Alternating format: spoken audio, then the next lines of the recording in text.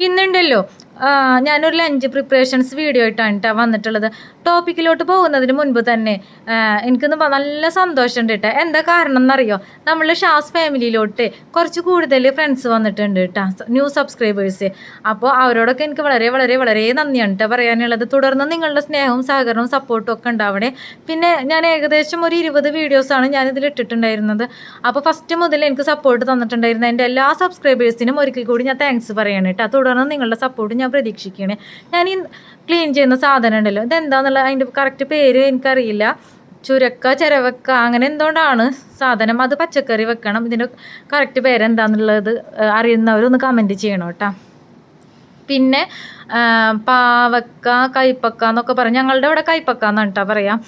അപ്പോൾ ഏത് നാടായാലും എന്ത് പേരായാലും 100% ഇതിൻ്റെ ടേസ്റ്റുമായിട്ട് നീതി പുലർത്തുന്ന പേര് കൈപ്പക്ക തന്നെയാണ് കേട്ടോ. എന്ന് വെച്ചാൽ അതിൻ്റെ ടേസ്റ്റ് കയ്പ്പാണല്ലോ. പിന്നെ കയ്പ്പുള്ള സാധനത്തിന് നമ്മൾ മധുരക്ക എന്ന് പറയില്ലല്ലോ, അല്ലേ? Not the point.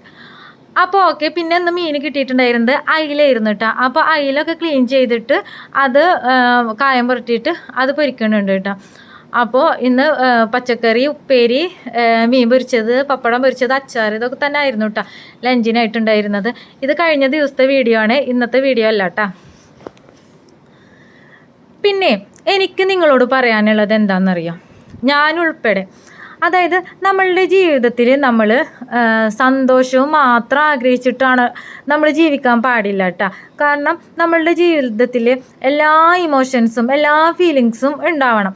നമുക്ക് ചിരിക്കാൻ തോന്നുമ്പോൾ നമ്മൾ ചിരിക്കണം, കരയാൻ തോന്നുമ്പോൾ നമ്മൾ കരയണം, പൊട്ടിക്കരയ തന്നെ വേണം കേട്ടോ. എന്താണെന്നറിയോ, നമ്മൾ മറ്റുള്ളവരുടെ ജീവിതത്തിലേക്ക് ഉറ്റുനോക്കുമ്പോൾ നമുക്ക് തോന്നും നമ്മളുടെ ജീവിതത്തിൽ മാത്രമാണ് ഇടങ്ങേറും പ്രയാസങ്ങളും ബുദ്ധിമുട്ടുകളും ഒക്കെ ഉള്ളൂ, മറ്റുള്ളവരൊക്കെ എന്ത് ഹാപ്പി ആയിട്ട് ജീവിക്കണം. അങ്ങനൊന്നും ഇല്ലടോ. എല്ലാവരുടെ ജീവിതത്തിലും പ്രയാസങ്ങളും ബുദ്ധിമുട്ടുകളും കഷ്ടപ്പാടുകളും എല്ലാതും ഉണ്ടാകും. അതൊക്കെ നിറഞ്ഞത് തന്നെയല്ലേ ജീവിതം എന്ന് പറയണത്.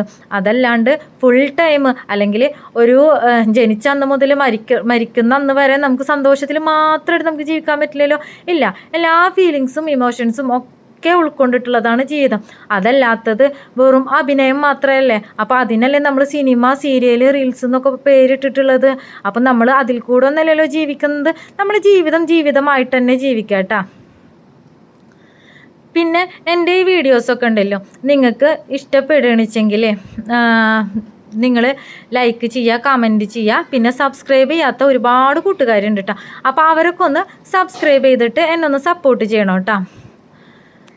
പിന്നെ ജീവിതത്തിലുണ്ടാവുന്ന എല്ലാ പ്രയാസങ്ങളും ബുദ്ധിമുട്ടുകളും ഒക്കെ നമുക്ക് തോന്നും ഇതൊക്കെ നമുക്ക് തരണം ചെയ്യാൻ പറ്റുമോ, ഇതൊക്കെ എനിക്ക് താങ്ങാവുന്നതിലപ്പുറമാണ് എന്നൊക്കെ നമുക്ക് തോന്നും. പക്ഷെ അങ്ങനെ ഒന്നല്ല കേട്ടോ. നമ്മൾ അതൊക്കെ എല്ലാ പ്രയാസങ്ങളും ബുദ്ധിമുട്ടുകളും ഒക്കെ നമ്മൾ തരണം ചെയ്തിട്ട് ജീവിതം മുന്നോട്ട് കൊണ്ടുപോകാനായിട്ട് ശ്രമിക്കുക. അത്രേ ഉള്ളൂ കേട്ടോ. അപ്പോൾ എല്ലാവർക്കും നല്ലൊരു ദിനം ആശംസിക്കുന്നു. Okay, thank you.